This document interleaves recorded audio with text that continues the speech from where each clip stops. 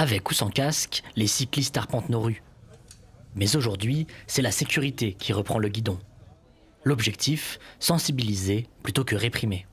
J'ai été arrêtée parce que malheureusement en fait mon portable est tombé, donc je l'avais à la main et je m'arrêtais sur le trottoir et j'ai vu 2 motards arriver sur moi et donc j'ai été surprise.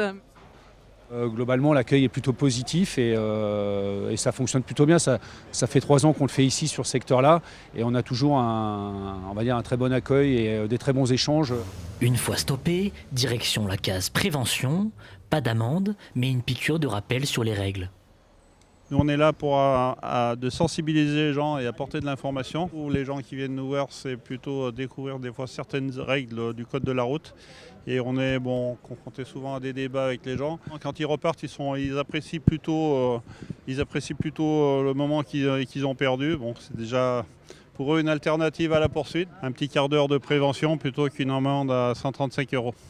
135 € pour un feu grillé ou un trottoir emprunté.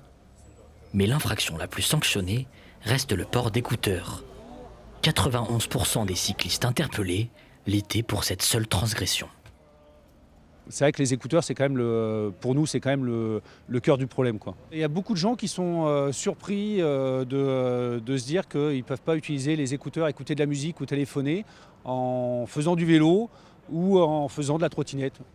Et nos oreilles sont importantes aussi parce qu'elles nous permettent aussi d'entendre certains bruits qui vont nous alerter et qui vont peut-être nous avertir d'un danger potentiel qui arriverait par l'arrière, quoi.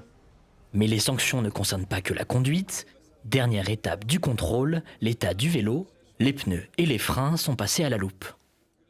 Les pneus, ils sont très vieux, à la limite de l'explosion parce qu'ils sont tellement usés qu'ils attendent le dernier moment pour les changer.